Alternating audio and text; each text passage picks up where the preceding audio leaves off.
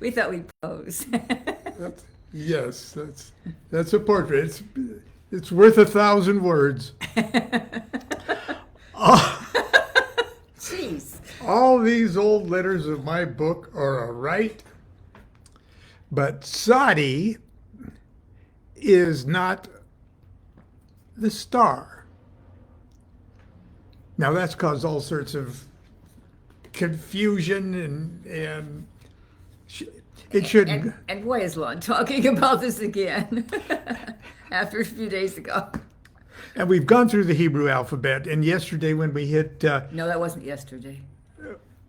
wasn't it yesterday when I talked about? Okay, whatever. I don't know what you're talking about. But 3 days ago or something, you said you screamed for me from the other room, and I did not respond. That was which David. never happens. So that's why he was freaked. I wasn't available. No, and I was scared. Okay. Well, I've just gone through the Hebrew alphabet. Let's have fun with the Hebrew alphabet.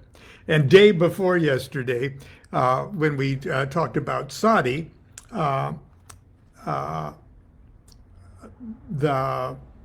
mentioned that the word Tzaddi means a fish hook, and I started talking about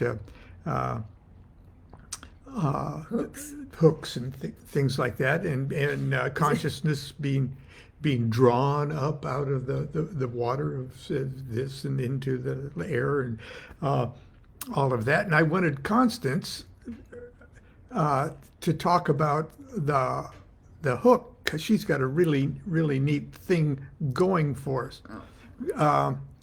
Or she has observations, and she made a beautiful art thing, which we call paintings. I don't know what he's talking about, but it's okay. It's an art. I never do. We never do. It's an art thing with a happy little hook in it. But the Tzaddi Hay switch is very interesting indeed, and Crowley made two changes in the order of the tarot trumps. One wasn't a change at all. It was a return to the original sequence of cards as it appeared in the kind of the first standard tarot deck, the Tarot of Marseille, which put the Justice card in the 8th position, and the Libra card that's the Libra card, and the Leo card or Strength or Lust in the 11th position. Now that throws the Hebrew alphabet a bit out of whack. Those two Hebrew letters, Lamed and Tet, if you put it in Hebrew order, it would have the Tet in the 8th position and the Libra Lamed in the 11th position. So Crowley returned to that original sequence when he designed the Thoth Tarot. But on the very opposite, switching those two cards around corrected the zodiacal sequence. Okay. On the other side of the zodiac, 180 degrees away, is Tzaddi and Hay. And if those were switched, it would form this beautiful symmetrical double loop at each sides of the zodiac. And why would he do that? Because in the Book of the Law, he had a mental question that said, gee, I wonder if the Hebrew lettering is correct on the tarot. And that sort of disturbed the dictation of Aiwass, and Aiwass said, well, all these old letters of my book are right, but Tzaddi is not the star. So that's how that began. And if that doesn't make sense to you, it took me about 15 pages in the Understanding Crowley's Thoth Tarot for me to explain that. But there is this connection between He, the goddess of the star card. He. Now, He is the big female. It's the femalest female Hebrew letter.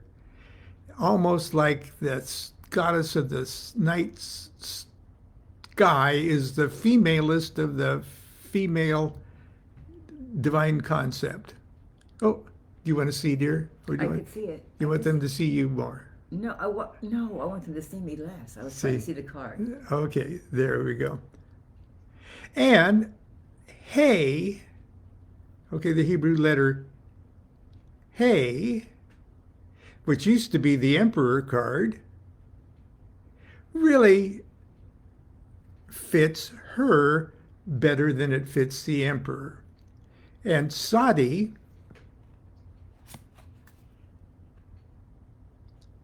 okay, Tzaddi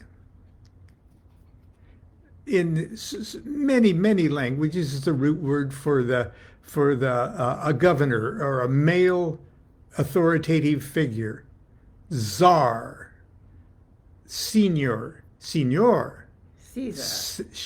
Yeah, okay.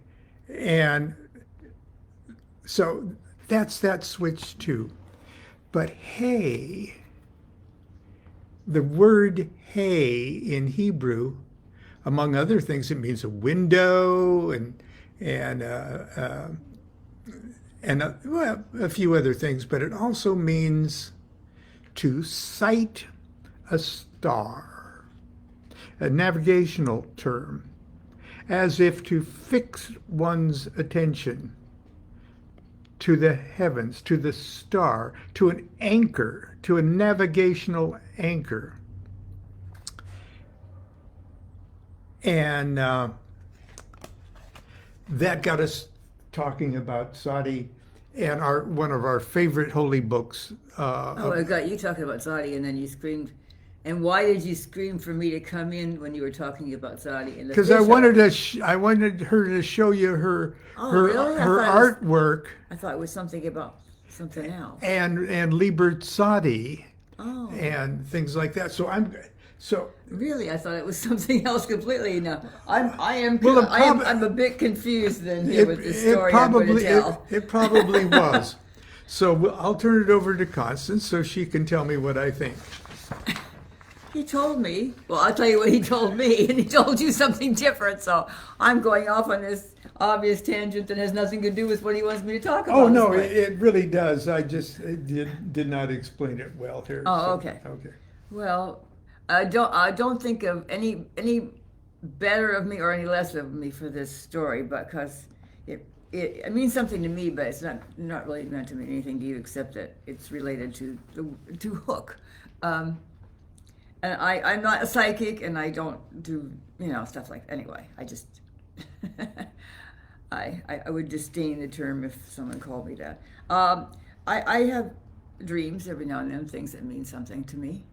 But they're usually just like flashes of complete. Anyway, they're not long story things usually. But about 5 years ago, almost now, not between 4 and 5, probably closer to 4 years ago, I had a dream of a completely. You want to hear my dream? I know this. It's related. It's very quick. Well, I had a dream that it was like a black. Background completely, and I was on one side of it, and the other side of it were obviously something, but I don't know what they were, who they were. I for some reason you assume things in dreams, even though they had no form. They were Tibetans, okay? I know nothing about Tibetans really, except for my possum, but we won't go there. We had a llama living with us in the form of a possum. But please. But doesn't everybody? Don't go there. But anyway, anyway, they were Tibetans, and they had a pouch, like a cloth pouch with a drawstring. It was black, probably, or I don't know, it was dark, and and it was dark, and you couldn't see them, and you couldn't see their hands, and anyway, they opened the pouch and they threw it out on the like a floor or a pillow or whatever, and it was just all solid black anyway. And I just knew that these were Tibetan ritual instruments, but I can't remember what the other ones were. But I just knew there was like maybe 5 or 6 or something there. But all I did was, only thing that was said was I said, "That is mine." and it was so vivid, I stared at it. Well, I did say something else. And then I said, oh, I thought, well, I don't know if I said, I thought that, God, that must have taken a long time to make it.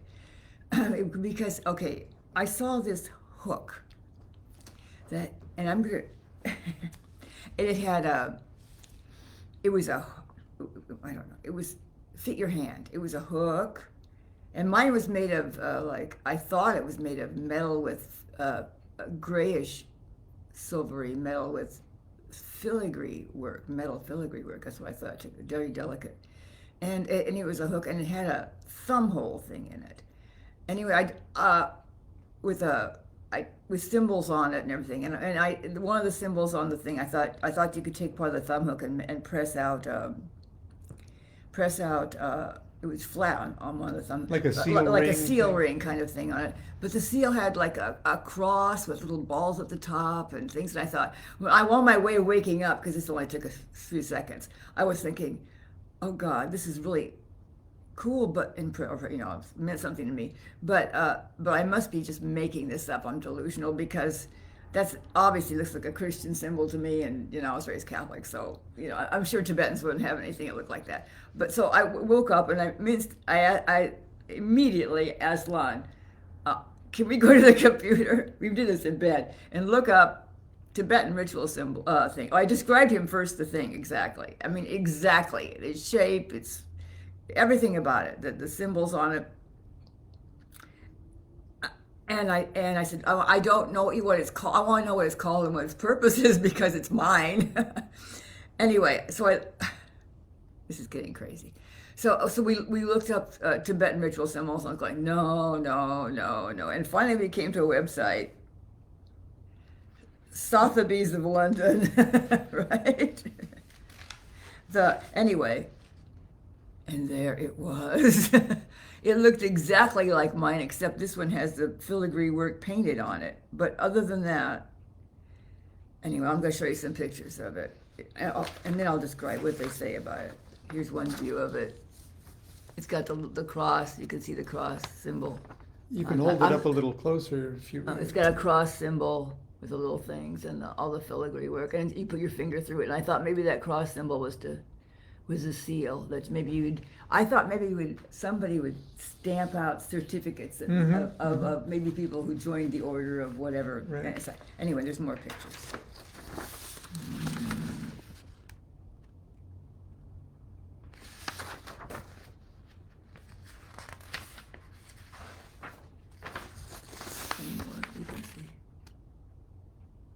You can see the odd, really. And then, so I said, well, what the heck is this called, and what's its purpose? Because What? Yes. Anyway, this one is a gold and silver, I'm going to read off the website. Gold and silver overlaid iron hook of compassion. Tibet, 15th, 16th century. Length, 19.5 centimeters. Weight, 793 grams, it says. This ritual iron hook, with a large eyelet at one end, is overlaid with gold and silver in scrolling tendril motifs and with cross motifs about the eyelet. It is most probably based on the Vajran Kusa, I don't know if I'm pronouncing it right, Vajrankusa, a Tibetan ritualistic implement that in turn is based on the Indian elephant goad or iron hook used to control and steer elephants. I can herd cats. Oh, never mind. As a ritual implement, the Vajran Kusa symbolizes the hooking of negativities of evil beings. I think that means cleaning them up, but never mind. And pulling or driving off all beings out of samsara. That's the continual sorrowful futility cycle of birth, death, and rebirth kind of thing, towards liberation. As a work of art, this hook has much presence and a superb sculptural quality. Then it says, 2 near identical hooks but differing decoration were offered at Sotheby's, New York, in the Indian and Southeast Asia sale on December 1st, 1993. See lot number whatever. Anyway. So I was a bit, freaked. Oh, okay, I'll take that as I want to be the light of the world anyway, so that sounds pretty good, and I like. She does. Yeah, and I'm making a painting. Call entitled something like, I don't know what I'm going to call it. The Sacred Heart of Jesus meets the Star of Babylon. And hijinks ensue. Okay. So anyway, that's why Lon called for me. I think he told me that's what he called me for, but then obviously he's forgotten. That's usually when he calls me, he doesn't forget what he wants. That's what I called her for. Okay. Anyway, so I can put my feet up here. I'd like to also point out that the elephant goad thing and the spiritual significance of the elephant goad is the same dynamic as the ox goad of Lamed in the. Oh well, one is pushing and this one's more like pulling off the negativities. Right. It's a hook. It's a hook. Fishers of men and all that stuff. Right. It's not throwing. Okay, so Lon thought that I could read Librazzani again because he didn't have anything else to do for his show today. And, you've heard me do it a million times, but I actually thought this time I would be even crazier. And because, I know Crowley has comments on the holy books. I want to see your hook picture. Picture. Oh, first. Oh, yeah. So after that happened, I decided to paint a picture of me as a goddess riding an animal with 6 arms, and all my tools, my paint, my I'll show it to you. My spoon for cooking, my pruning thing, my chalice for doing mass and other things, my lamp because it's my favorite magical weapon, my paintbrush, and my Vajran Kusa. So don't be scared by the painting. I did it in Costa Mesa. It's about your reason for existence. Okay, here we go. You can see you can see all my tools there. There's I'm bad at this. Lon's good at it. There's my Vajran Kusa. And of course I am riding a pig. Let me just get a little closer so you can see these details here. Let's start at the bottom. What do the words say around it, dear? Great work, calling, vocation. I'll have to go up.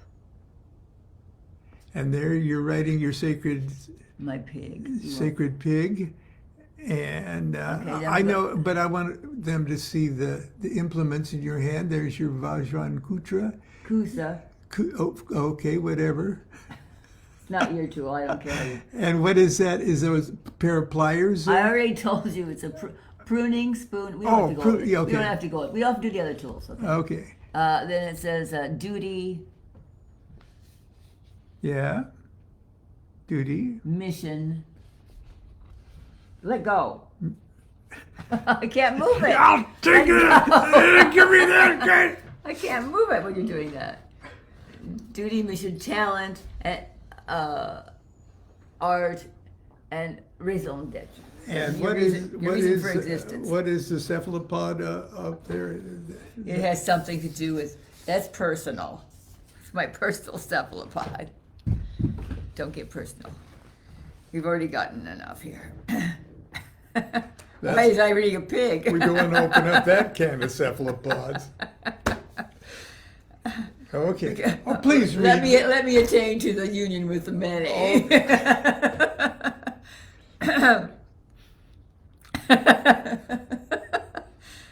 Okay. Oh my gosh, I've finished Liber Tzaddi and got to Liber Shaft. We don't want to go there. No. Okay. This is, first of all, Liber Tzaddi, Vel Hamas Hermeticus Subfigura is number 90. Okay. It's AA publication class A. It was channeled, so it's not my fault that it says weird things. Not Crowley's either. So, but I have, Lon said to do this. Sure. I have a few of my own comments of what things mean. So, I think the whole book, in fact, is, Crowley, oh God, that's what he says it is a book for spiritual revolutionaries. It's an answer to why to seek your holy guardian angel, because it's kind of like your holy guardian angel. Okay, we'll go with the first. Why it's the methods of the Aeon of Osiris, sacrifice, death, sorrow, are replaced, taken out by a nasty hook, by the methods of Thelema, of Horus, of love, of light, joy, and life. I think it's the most positive. If you want to tell somebody what Thelema's about, read him Liber Tzaddi, or give them. And if you get it online on Kindle or something, they have errors. Try to get a good edition. Try to get a copy of it somewhere, because the errors make a difference. Okay, and the first line is in the name of the Lord of Initiation, and I always use what the heck for years. Well, who's that? It's kind of like Horus, a hawk, because it goes on there, or your holy guardian angel, or the Holy Spirit, if you're so inclined to voice things that way, or in the Golden Dawn Equinox ritual. The hegemon. Say it louder so they can know. Hegemon. Which is what? Which is your guide. Okay. Okay, yeah. it's. Okay, your guide is speaking to you. You got a good cop and a bad cop, and in the Neophyte initiation, and the bad cop is not really a bad cop, but it's a hard ass. Stern, yeah, and that's the Hyrus, who is Horus, and the good cop, or the one that is your guide and says, leave him alone. Or he just says everything's going to be, tells you everything's going to be all right. It's going to be okay. Just don't misinterpret this stuff. Yeah, that's the hegemon. And we could look at that sort of as the two sides of Horus. It's sort of your Horus the badass, and Parkrot the... Okay. Now I'm going to other parts. But that's a whole nother can of cephalopods. Oh, look, there's another line. I'm just going to go down to the... Okay. And then I'm going to read it after I do this. There's a line that says, I am come against sorrow, against weariness, against them that seek to enslave you. I wrote, in quotation, because it could mean all kinds of this, it's a union speech. Like a union organizer getting the workers or union with God speech too. I'm against sorrow, against weariness, against them that seek to enslave you. So it's a double word union. The union has many meanings on many levels. Yeah.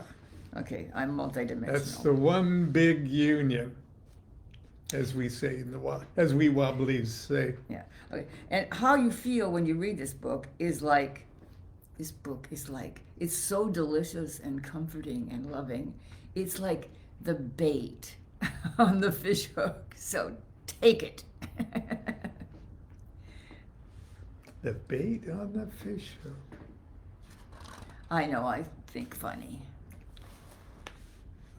You're the clearest thinker I know. Oh God, he doesn't know many people that does he? Okay, then there's a line that says, with courage, conquering fear, shall ye approach me. Ye shall lay down your heads upon mine altar, expecting the sweep of the sword. Well, courage, because don't be fearful and make the mistake of thinking that you're not worthy of your holy guardian angel or union with God.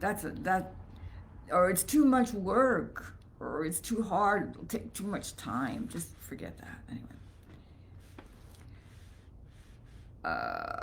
Only those who fear shall fail. And I ask you, only those who fear shall fail.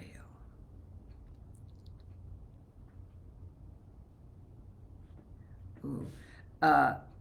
But you who have defied the law, you who have conquered by subtlety or force, you will I take unto me. Even I will take you unto me.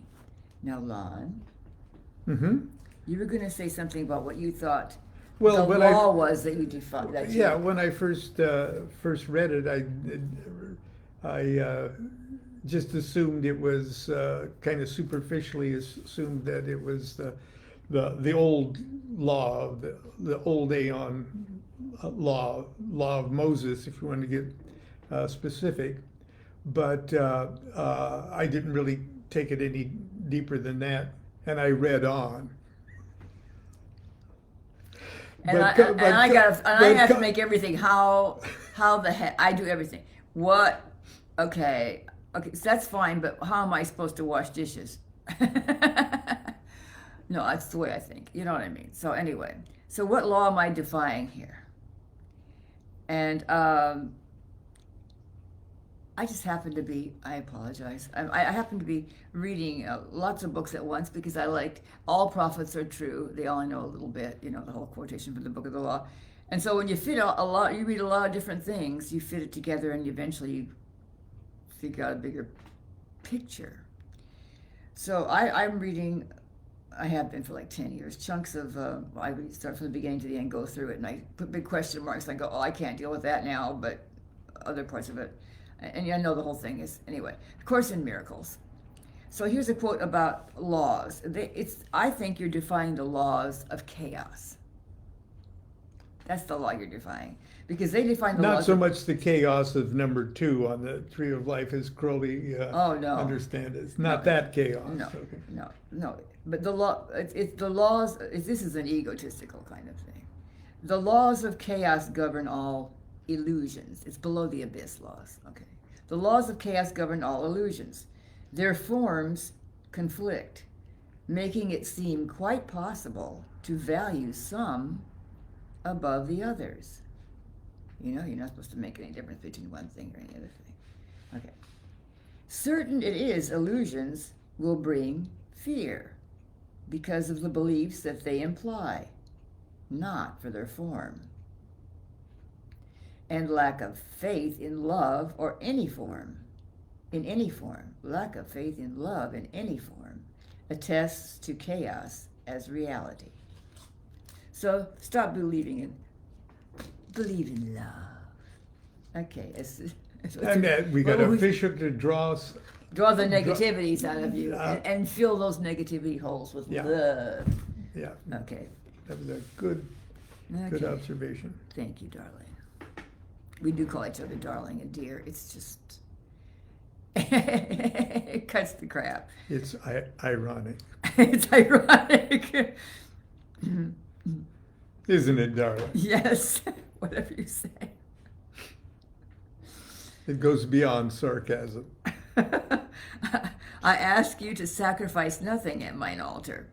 Oh, well, Course in Miracles says sacrifice is the limit on love. And if you think about it, oh my God, that's just psychology right there. Yeah, that's right. all. And Nuit says the same thing. I mean, that sacrifice stuff is it's just going to make somebody else feel guilty. That's all. That's all. And then they're going to attack, and it's a circle of crap around. Okay. I don't know where. I'm trying to find out which ones I want to read to people and which ones I don't. You ought to show them the page. What? Look what she does to this rare book. They're my holy. It is a rare book, but it's mine. With its raw silk cover. Yeah. Okay. It is. Yes. Yeah, I know. Yeah. Put that on eBay. Please. No. Forget all that wisdom in it. Okay. Anyway, he says, I will, you know that only if you are sorrowful or weary or angry or discomforted, then you may know that you have lost the golden thread. Oh, there's more I wanted to read here, but I'm not going to. Then you may know that ye have lost the golden thread, a thread wherewith I guide you to the heart of the groves of Eleusis, which just kind of means kingdom of heaven kind of thing, that you want to put it in Christians' terms. Groves of Eleusis are still that same, you know. Oh, I have the weak, my disciples are proud and beautiful, etc., etc. The weak, the timid, the imperfect, the cowardly, the poor, the tearful, these are mine enemies, and I am come to destroy them. Now, this is not telling people, I think, these are all my opinions, by the way. Oh, God, please. Please, yes, let's all remember this when you read Liber Tzaddi, being a Class A document. Yeah, get your own book and write in pencil your own interpretations. Yes.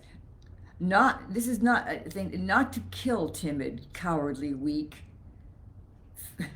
fearful, what else is the other word I can't read that I wrote here? Tearful people, because that means we're all going to turn to murderers, including suicide at times. We're all this. It means to, just like it says, this is also compassion and end to sickness of earth. It means to correct your errors in perception. You're just not seeing things right. Okay. You have no need to be weak, timid, imperfect, cowardly, poor, or tearful. Correct your errors in perception. Easy for you to say. No, that's what I said. We'd be killing ourselves. It'd be suicidal. But there are, when you have a crack in the time of your depression or whatever, use it. Use it to correct your errors in perception. Okay. I'm getting close to this, I think. Yes, Ron, already.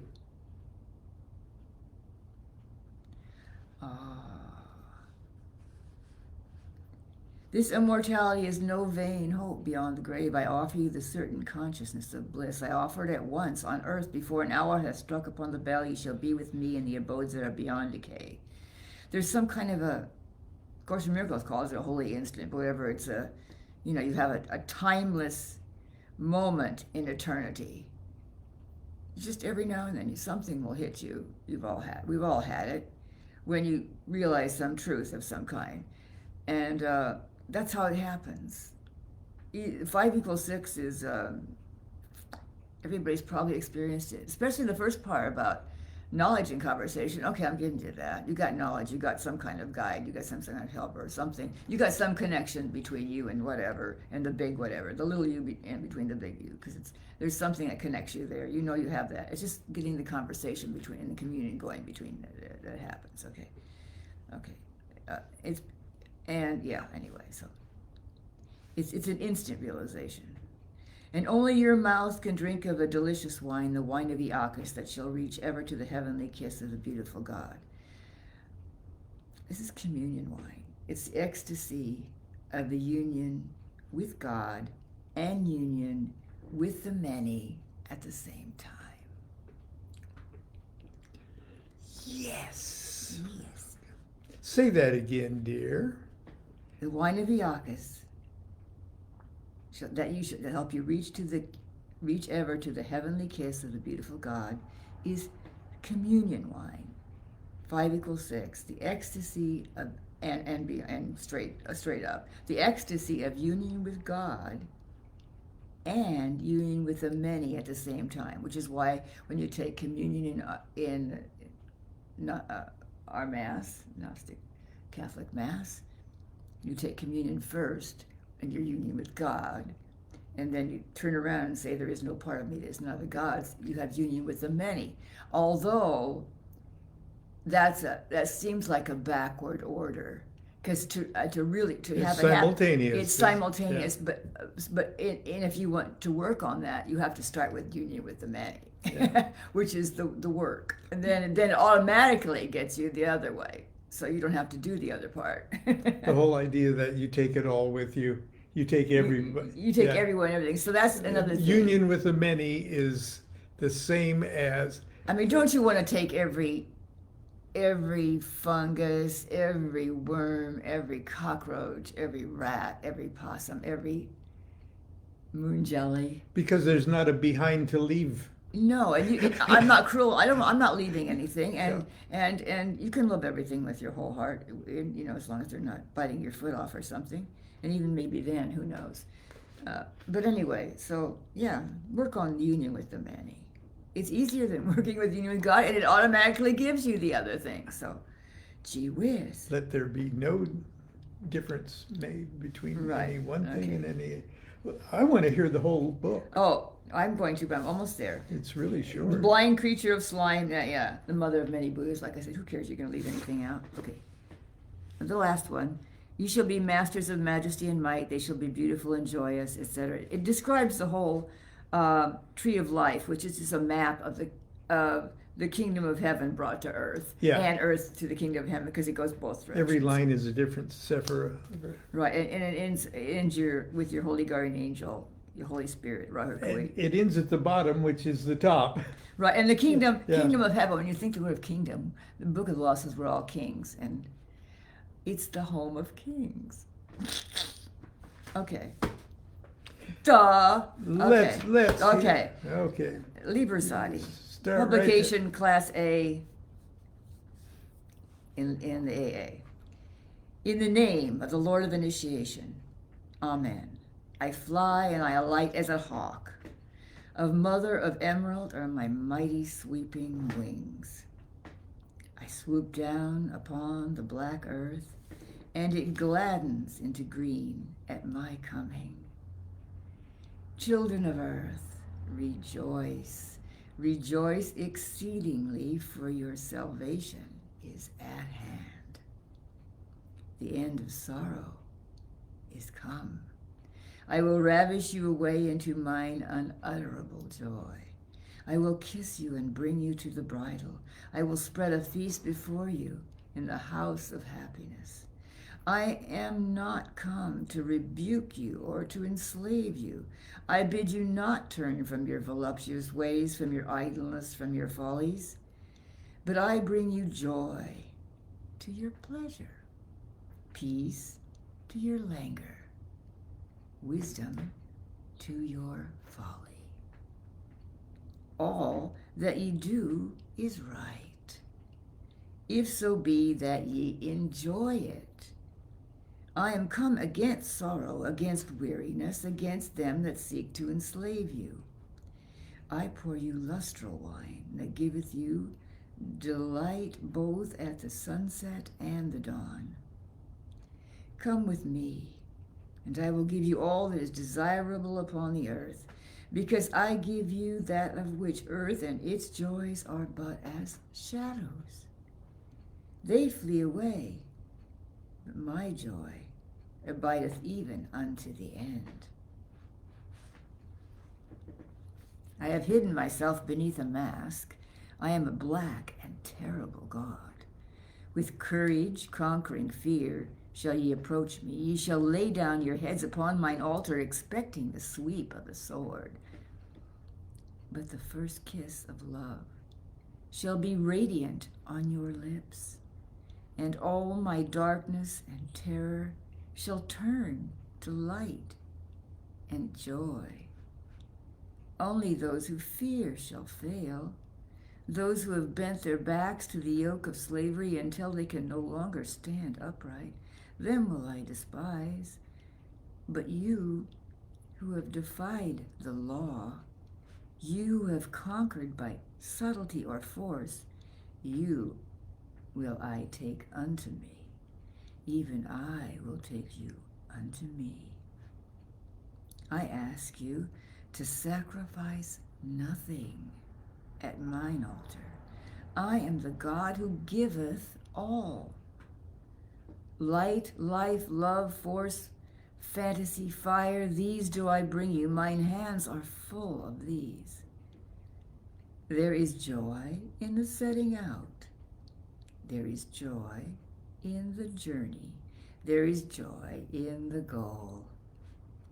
Only if ye are sorrowful or weary or angry or discomforted, then ye may know that ye have lost the golden thread, the thread wherewith I guide you to the heart of the groves of Eleusis. My disciples are proud and beautiful. They are strong and swift. They rule their way like mighty conquerors. The weak, the timid, the imperfect, the cowardly, the poor, the tearful, these are mine enemies, and I am come to destroy them. This also is compassion, an end to the sickness of earth, a rooting out of the weeds, a watering of the flowers. O my children, ye are more beautiful than the flowers. Ye must not fade in your season. I love you. I would sprinkle you with the divine dew of immortality. This immortality is no vain hope beyond the grave. I offer you the certain consciousness of bliss. I offer it at once on earth, before an hour hath struck upon the bell. Ye shall be with me in the abodes that are beyond decay. Also, I give you power earthly, and joy earthly, wealth and health and length of days.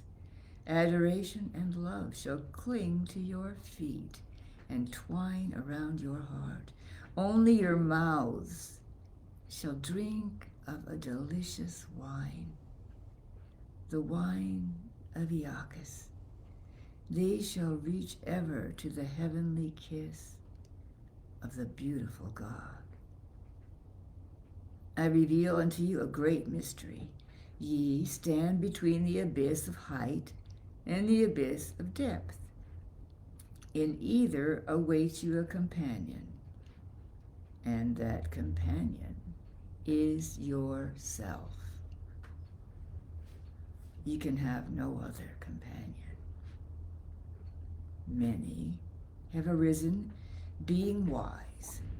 They have said, seek out the glittering image in the place ever golden, and unite yourselves with it. Many have arisen, being foolish. They have said, stoop down into the darkly splendid world, and be wedded to that blind creature of the slime.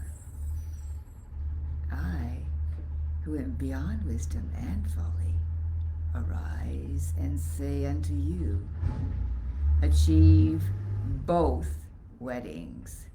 Unite yourselves with both. Beware, beware, I say, lest ye seek after the one and lose the other. My adepts stand upright, their head above the heavens, their feet below the hells. Since one is naturally attracted to the angel, another to the demon, let the first strengthen the lower link, the last attach more firmly to the higher. Thus shall equilibrium become perfect. I will aid my disciples. As fast as they acquire this balanced power and joy, so faster will I push them. They shall in their turn speak from this invisible throne. Their words shall illumine the worlds. They shall be masters of majesty and might. They shall be beautiful and joyous. They shall be clothed with victory and splendor. They shall stand upon the firm foundation. The kingdom shall be theirs, yea, the kingdom shall be theirs. In the name of the Lord of initiation. Amen. Thank you, dear. This was ghastly long, and I'm always trying to get Lon to be short. Well, I don't know why, because I get to do what I want for an hour. Well, anyway, that was... But I got to do what I wanted for this hour, too. Ha ha. Thank you for indulging. So, Merry Christmas. That's your Christmas. That's my last time I'm alone for an hour. No, I get an hour coffee break every day when Lon is not allowed in the room. Because, some things just must be done. Well, I try to get some work done too while I'm banned. Yes. Anyway, thank you very much. That was And thank you for allowing me to do it because I love reading Liber Tzaddi. It's one of my favorites. Well, although anything I'm reading at the time kind of gets to be my favorite, but you know. so anyway, That's- until tomorrow for Saturday morning cartoons. I won't show up, I promise. Oh, well, maybe you will. It depends on how animated the cartoons need to be. Anyway, until tomorrow, do what thou wilt, shall be the whole of the law. Love is the law. Love under will. See you tomorrow.